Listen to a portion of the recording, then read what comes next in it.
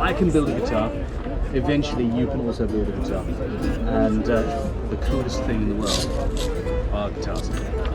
And as you grow up, you'll realise not everything that everybody says is true, but some of it is. So yeah, are you interested in playing music? Yeah? You should follow that passion. Get making stuff.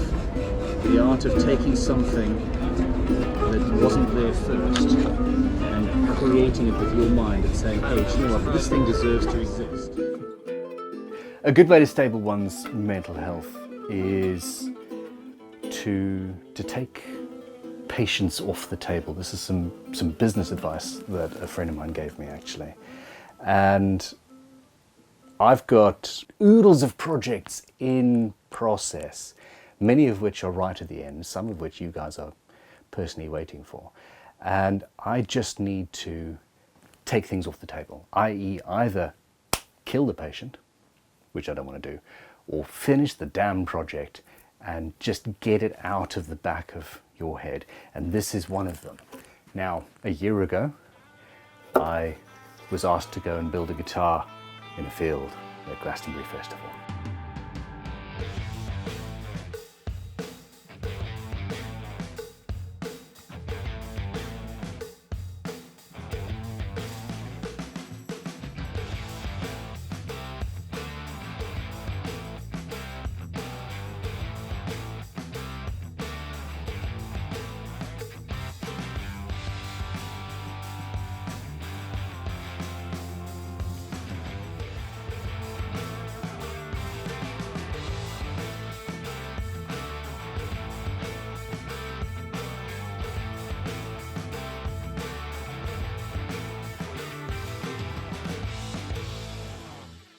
I got the instrument strung up and playing. It's this thing. It was built over a period of time.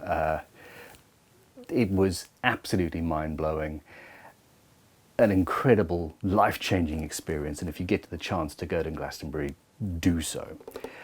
I wasn't 100% happy with some of the choices I made later on in the process, i.e.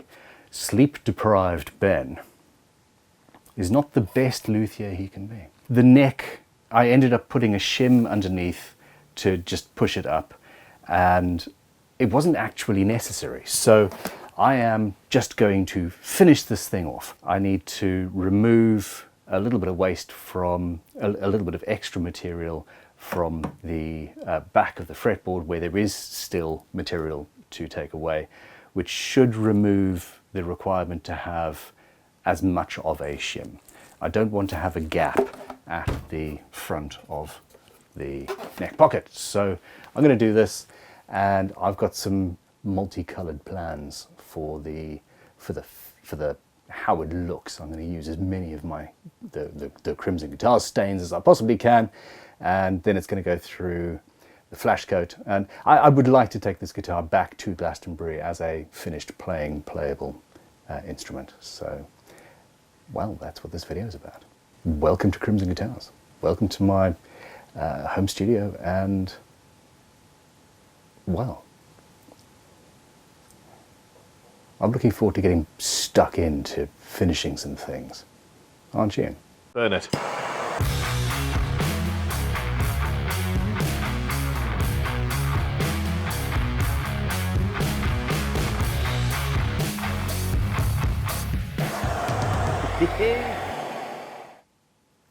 Here's what we've got. I've got enough material here to remove 1 millimeter or so across the back, which is going to push this further into the neck pocket. Obviously I did something very strange, and the neck doesn't quite close up at the body. I know that you can get away with a far smaller glue joint than you would think, and went the easy route. So there we go.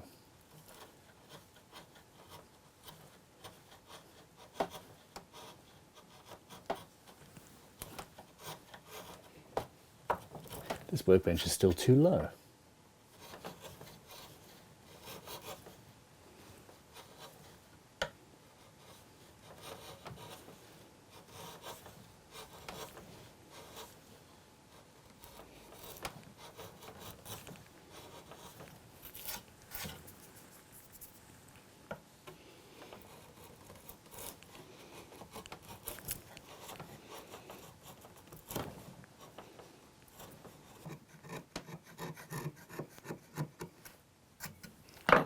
Sometimes you just need a bigger tool. So a large chisel like this helps you to self-level. Once I've got an area of the joint that is nice and flat and what I want, you can use the back of the chisel to follow that along and yeah, extend it while staying nice and straight.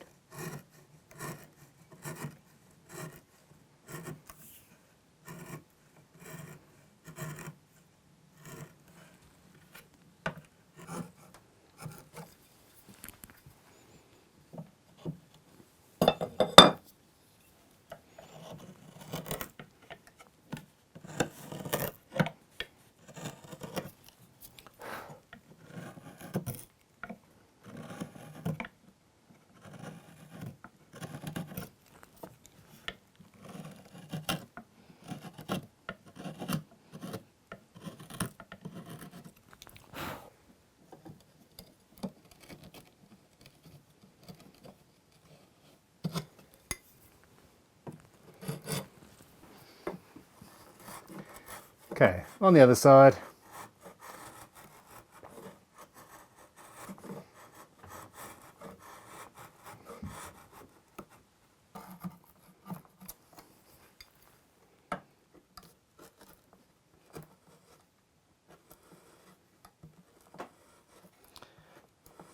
Cut to cut. One cut down, one cut across, and you have an almost perfect joint. Okay, now I'm fairly sure this is all where I want it to be, but it's not going to be absolutely perfect. And that's where sandpaper comes in.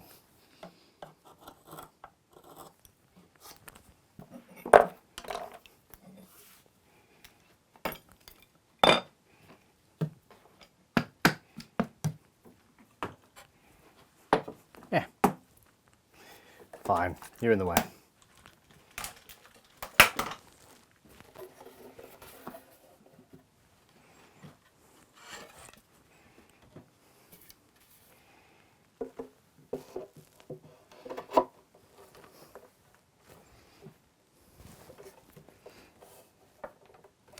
So I'm going to put some sandpaper on the top, go backwards and forwards, and essentially use a neck reset technique. Not go backwards and forwards, pull it in and out to normalize or standardize those shapes. Neck goes in. No, it's going in sort of weirdly. Oh, that's a pity. Okay.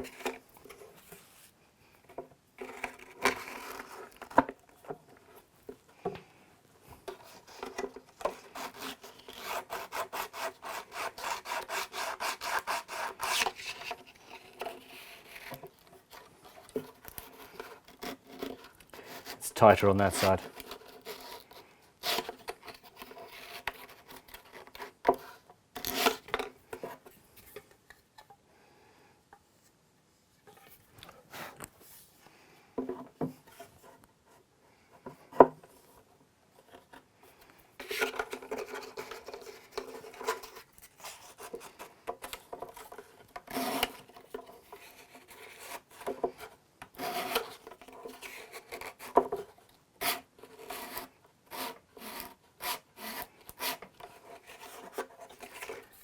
Yeah, it's cutting just on the edge, so I've gone in slightly at an angle. We're good. This will take a little bit of time, but taking this neck resetting technique and applying it to this situation, it's going to make for a better joint. And with the size of this joint, I need a good joint.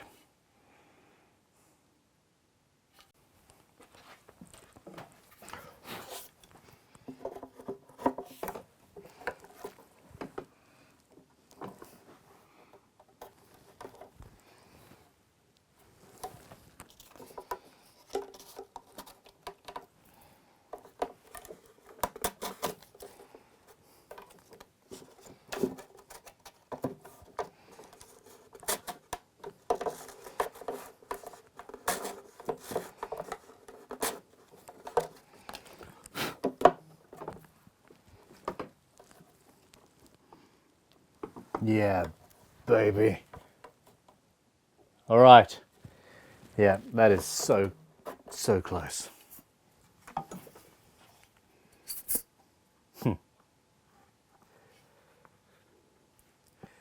Of course.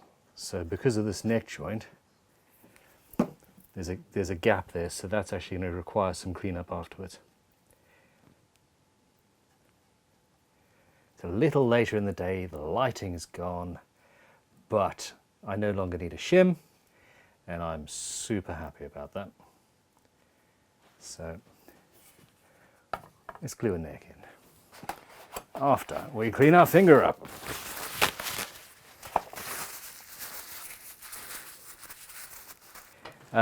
It's slightly later in the day, and the lighting has changed, but it's all good. Fine. There. I put glue on the joint on the neck, forgetting that it doesn't close up at the ends, so there's going to be a little bit more cleanup than I would ideally like later on. So just before I put the clamp on, I'm going to clean up a bit of that. And this is just too much information to actually make it into the edit. I am still learning what I do and do not have in this workshop. And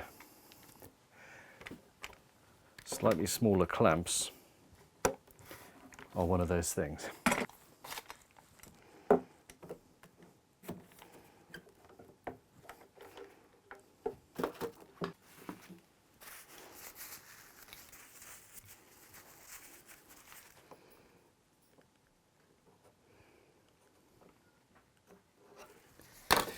Okay, so I've got this weird, strange, from the mind of a very weird, strange individual, open-ended neck joint, because I just wanted to see if it would or would not work. And it did. But that means that I've got a lot more cleanup to do. Wherever possible, when you glue a surface up, try and keep access to the edges of the joint and clean it up before the glue dries. It's just so much easier. I use a chisel or a scraper blade or something like that. And that's a little bit too big to get in there. And just take away as much of the glue as you can, and your life will be better. And I'm also at this point checking to see if the clamps have actually held where I want them to, before it's too late, amigo. Okay, so I'm just going in wet tissue now, and down this gap, use the chisel to push it along, and we're golden. I will talk to you when this is dry. Yeah, baby. Let the fun begin. So it's all been sanded down, and I'm really stained.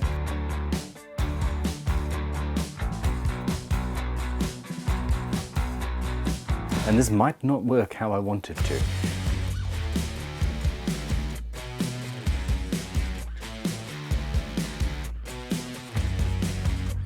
Worst comes to worst, sandpaper, reapply. No loss.